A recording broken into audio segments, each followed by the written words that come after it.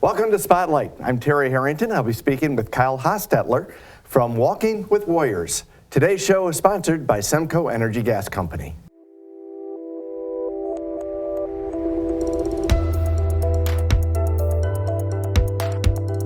Well, Kyle, welcome to Spotlight. Well, thank you for having me, Terry. I appreciate it. So tell us, what is Walk for Warriors?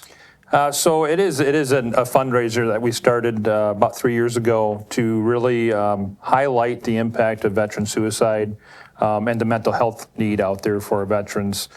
We started a new employee resources group at SEMCO Energy to kind of support our veterans in the company. And we really wanted to challenge ourselves to support the veterans at large across our communities.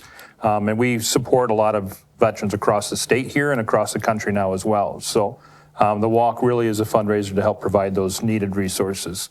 And it's unfortunately that we're seeing more and more veterans are needing support from the community, aren't we? Yeah. Oh, yeah. Yep. It's something that probably doesn't get highlighted enough. The need for mental health resources, the impact that suicides have. We lose 20 or more veterans to suicide every day.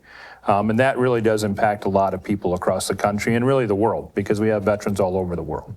I'm really having a hard time struggling that we're losing that many veterans every day due to suicide, not just from natural causes. Yeah, it's near and dear to my heart because our veterans give so much to our communities, to our country, to support it, to make sure that we have a strong country.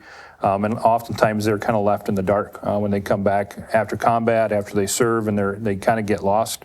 And as a veteran myself, I know how easy it is to try to push all those feelings down and not admit that we have some challenges. But being through combat 2 years and understanding that it's okay to need help and reach out and ask for that. I was going to say, that's got to be probably the biggest step, is to get the veterans to recognize that they really need the help, and it's okay to ask. Yeah, absolutely. I mean, it's a challenge to get past that, because we're trained not to feel anything. You're trained to push it away. But the reality is that we have to deal with it eventually. And talking through a lot of counselors and stuff and people that I know, the pastor that supports Walk for Warriors and Operation Injured Soldiers has really taught me a lot about how your body reacts to stress and that amount of just stressful situations that you go through as a veteran. Whether you see combat or not, you're going to be impacted in a way that you have to kind of work through and deal with. So tell us how Walk for Warriors work. What's this all about? So the fundraising that we do through Walk for Warriors goes to support an organization out of South Lyon, the Novi area, called Operation Injured Soldiers. They've been around since 2005. I've been a member since 2008. And really their passion is the veterans. They started really getting guys and gals out to the field, back hunting, fishing, sporting events and stuff, just to help the healing process as they come back. Over the years, I've helped out as much as I can, and I've gotten more involved with the walk to provide some of those other additional resources through the funds we've been able to raise. So, and that's where they started up. Operation Renewed Hope comes from their new mental health program to really provide some of that very direct mental health resource. And Walk for Warriors is no little walk, is it? It is not. It is. We changed it a little bit this year to make it a little bit more inviting with families and stuff. We want the whole community to come out and participate. But the ultimate challenge is 30 miles. That 30 miles, it really does mean something to me. It's, we lose 20 veterans a day to suicide, and then if you take that and you look at it, the bigger picture, there's tens of thousands of people that are impacted by that every day. So that's where that 30 came from. We don't expect everybody to walk 30. It is really a challenge.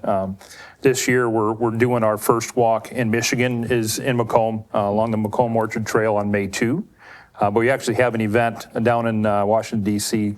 Next Saturday on the 18th, and that's our first walk in D.C. So. How does someone get involved with this? So really the easiest way to get involved right now is we have a website set up through Run Sign Up. And that's kind of been our go-to this year, is trying to get people more involved. It's an easy way to sign up. You can check out Operation Injured Soldiers website, and that's www.injuredsoldiers.org. They have information on the website. You can get a hold of SEMCO. We have all the information right at SEMCO's office and stuff. But we would really encourage everybody to come out and spend some time on the trail, just remembering everything our veterans have done for them. And you don't have to be a veteran to be part of this, right? You do not. No, we really want the community involved because it does take a community to kind of fight this battle against veteran suicide. And really help and support. And the more people we have out for that event, the more I think our veterans will see that they have community support across the country. Okay, and it's coming up on May 2nd. Yes. And what's the web address to sign up again? It is on runsignup.com. And from there you can search the Walk for Warriors. It will come up and you can choose which walk you want to walk in. We have 3. And then if you can't find it there, you can go to injuredsoldiers.org. Okay. Well, hi, Kyle, thanks for coming in and telling us about Walk for Warriors. And we also want to thank you for your service. I appreciate that. Thank you for having me this morning. I appreciate it. And we want to thank you for joining us here on Spotlight.